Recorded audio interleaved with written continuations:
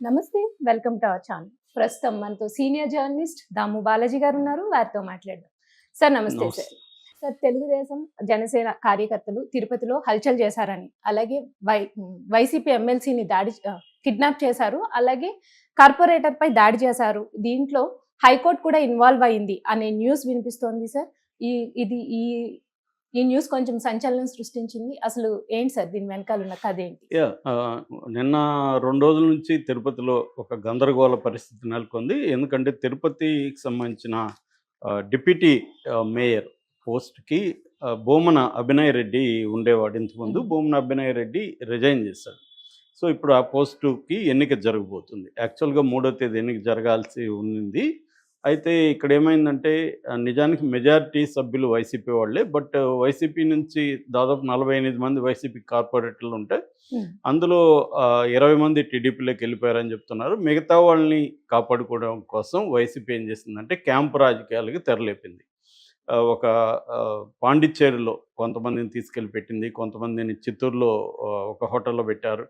So, దీనికి కౌంటర్‌గా ఇటు తిరుపతి ఎమ్మెల్యేగా ఉంటున్న ఆరణి శ్రీనివాసులు వాళ్ళ అబ్బాయి ఆరణి మదన్ రంగంలోకి దిగాడు. Okay sir. అతనితో పాటు తెలుగుదేశం నాయకులు కూడా రంగంలోకి దిగారు. వీళ్ళు ఒకటేందంటే మొన్న ఎన్నికల కోసం వాళ్ళని పాండిచ్చేరి నుంచి బస్సులో తీసుకొస్తుంటే ఆ బస్సు మీద అటాక్ చేసి ఆ బస్సు డోర్ రాకపోయేసరికి అద్దాలను పగలగొట్టి అందులో సగం మందికి పైన కార్పొరేట్లను పట్టుకుపోయారు. ఓకే. దాడి చేశారు. అక్కడ నిన్నంతా కూడా వీడియోలు హల్చల్ చేసి ఆ వీడియోల్లో అక్కడ మహిళా కార్పొరేటర్లు కూడా చాలా భయభ్రాంతులు అయ్యారని వాళ్ళే చెప్తున్నారు. స్వయంగా ఎలా జరిగిందో వివరిస్తున్నారు.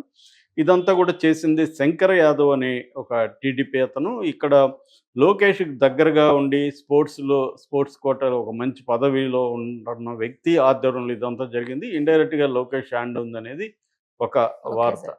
రెండవది ఏందంటే అక్కడ ఆరణి శ్రీనివాసులు జనసేన తరపున ఎమ్మెల్యేగా ఉన్న అతను యాక్టివ్‌గా దీంట్లో పార్టిసిపేట్ చేస్తున్నాడని నిన్నంతా కూడా ఈ వార్తలు వచ్చింది. ఇప్పుడు అర్లీ మార్నింగ్ ఇంకొక సంచలనం అయింది. అదేంటంటే ఎమ్మెల్సీని కిడ్నాప్. ఎమ్మెల్సీ కూడా దీంట్లో ఎక్స్ అఫిసియో మెంబర్ అంటారు. ఆయనకు కూడా ఓటు హక్కు ఉంటుంది. సో, నిన్న జరగాల్సిన ఎన్నిక ఈ రోజు పోస్ట్‌పోయింది కాబట్టి ఇతన్ని గాని కిడ్నాప్ చేస్తే ఇతను ఓటు పడదని చెప్పి ఇతన్ని మార్నింగ్ అతను పేరు సిపాయి సుబ్రహ్మణ్యం. ఆయన తిరుపతిలో ప్రముఖ యూరాలజిస్టు, కిడ్నీ స్పెషలిస్టు.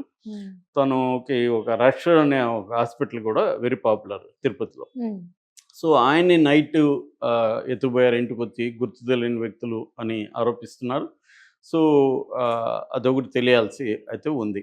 ఈలోగా హైకోర్టుకి లేళ్ల అప్పిరెడ్డి అని వైసీపీ ఎమ్మెల్సీ ఆయన నిన్న కోర్టులో కార్పొరేటర్లకి భద్రత లేదు, పోలీసులు పట్టించుకోలేదు, పోలీసులు ఎదురుగానే ఈ దాడి జరిగింది, పోలీసులు ఎదురుగానే కార్పొరేటర్లను బస్సులో నుంచి బలవంతంగా దించి పట్టుకుపోయారు, అయినా కూడా పోలీసులు చూస్తూ ఊరుకున్నారు తప్ప ఏం చేయలేదని హైకోర్టుకు మొరబెట్టుకున్నారు. హైకోర్టు ఇమీడియట్గా తిరుపతి ఎస్పీని ఆదేశించింది. వీళ్ళు ఎక్కడుంటే అక్కడి నుంచి సెనేట్ హాల్, ఎస్వి యూనివర్సిటీలో సెనేట్ హాల్ ఉంటుంది, ఆ సెనేట్ హాల్లో ఎన్నిక ఎస్వి యూనివర్సిటీ వరకు వీళ్ళకి భద్రత కల్పించాలి అనేది హైకోర్టు ఆదేశించింది. అట్లాగే వైసీపీని కూడా మీరు ఎస్పీకి కలిసి ఎస్పీకి వినతి పత్రం అందజేయండి, మీ సమస్యలను ఎస్పీకి చెప్పండి అనేది కూడా ఆర్డర్ చేసింది. ఈరోజు విచారణ కూడా హైకోర్టులో ఉంది. దాంతోపాటు అది నిన్నంతా జరిగింది.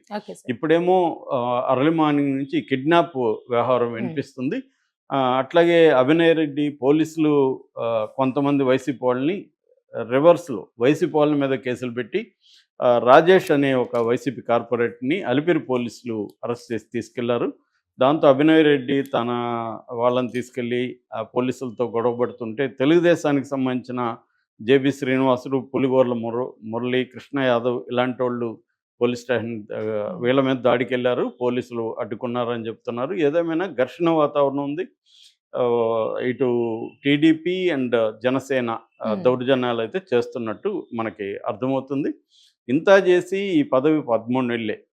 సో, ఈ 13 నెలల పదవి కోసం టీడీపీ అంటే కూటమి నాయకులు ఈ స్థాయి దౌర్జన్యాలకి పాల్పడడం అనేది అందరినీ విస్తుగొల్పుతుంది. ఎందుకంటే గతంలో ఇదే వైసీపీ అక్కడ ఎంపీ ఎన్నికలప్పుడు గానీ, మిగతా ఎన్నికలప్పుడు గానీ, ఇదే ఇంతకంటే ఘోరంగానే అక్కడ దౌర్జన్యాలు వైసీపీ కూడా చేసింది తిరుపతిలో. ఉమ్, సో, వాళ్ళ దౌర్జన్యాల్ని రోజు ఫ్రంట్ పేజీలో రాసేవాళ్ళప్పుడు దానివల్లనే వాళ్ళకి 11 ఇచ్చారు. వీళ్ళ అరాచకాలను భరించలేక అని ఇటు చంద్రబాబు, లోకేష్, పవన్ కళ్యాణ్ పదే పదే చెప్పేవాళ్ళు. ఇప్పుడు వాళ్ళ మనుషులు ఉమ్, ఇలా చేస్తుంటే వీళ్ళు మౌనం వహించారు. ముఖ్యంగా పవన్ కళ్యాణ్, ఎందుకంటే తన ఎమ్మెల్యే, వాళ్ళ ఎమ్మెల్యే కొడుకు వాళ్ళే అక్కడ దగ్గరుండి అన్నీ చేస్తుంటే పవన్ కళ్యాణ్ ఇప్పటివరకు నోరు విప్పట్లేదు. ఉమ్, అంటే పవన్ కళ్యాణ్ నేచర్ గమనిస్తే ఆయన సెలెక్టివ్ రెస్పాన్స్ అనేది మనకు అర్థమైపోతుంది. తనకు ఉపయోగం ఉంటే అతను ఏవైనా మాట్లాడతాడు, కొటేషన్లు ఇస్తాడు, చాలా ఆవేశంగా ఊగిపోతుంటాడు. ఉమ్, ప్రజలకు ఉపయోగం ఉండే అంశాల్లో మాత్రం తనకు ఉపయోగం లేదనుకుంటే దాంట్లో అసలు నాకేం వినబడదు, కళ్ళు కనబడవు అనే 3 కోతల సిద్ధాంతాన్ని ఇతను అప్లై చేస్తూ సైలెంట్‌గా ఉంటాడు. ఇది ఉమ్. మనం ఈ 8 నెలల్లో కూడా గమనించొచ్చు. అవును అంటే సార్. ఎక్కడైతే లోకేష్‌ని, చంద్రబాబుని ఇబ్బంది పెట్టి తను హీరోగా ప్రొజెక్ట్ అవ్వాలనుకుంటాడో అక్కడ మాత్రమే స్పందిస్తాడు తప్ప పీపుల్ సెంట్రిక్ అప్రోచ్ అనేది పవన్ కళ్యాణ్‌కి జీరో. ఎక్కడా ఉమ్, కూడా ప్రజల సమస్యల మీద స్పందించడం అనేది ఆయన చేయడు. ఆ ప్రజల సమస్యలు తనకు ఉపయోగపడాలి. అప్పుడే అతను చేస్తాడు. ఇప్పుడు మొన్న కూడా మన ముద్రగడ పద్మనాభం ఇంటి మీద దాడి చేశాడు జనసేన కార్యకర్త. అతని కారుని ట్రాక్టర్‌తో గుద్దాడు. దాని విషయంలో కూడా ఉమ్, ఇప్పటివరకు అతను మావోడా కాదా అనేది కూడా వాళ్ళు తేల్చట్లేదు. సో, ఇప్పటివరకు అతని మీద చర్య తీసుకోవట్లేదు. ఉమ్. సో, ఇలాగ పవన్ కళ్యాణ్‌ని రోల్‌ని మనం గమనిస్తే అతను ఎప్పుడు కూడా జన సైనికుల అరాచకాలను అతను ఎప్పుడు ఖండించలేదు. ఖండించు. అతనికి ఇబ్బందయ్యి అతని స్లోగన్‌లో ఇంకోటి ఇబ్బందయితే మాత్రమే అతను వాళ్ళని కంట్రోల్ చేస్తాడు తప్ప, ప్రజలకి వాళ్ళ వల్ల ఇబ్బందులు జరుగుతుంటే ఎప్పుడూ కూడా అతను వాళ్ళని కంట్రోల్ చేసిన పాపాన ఇప్పటివరకు పోలేదు. ఇప్పుడు కూడా అతని ఎమ్మెల్యే గదా! జనసేన ఎమ్మెల్యే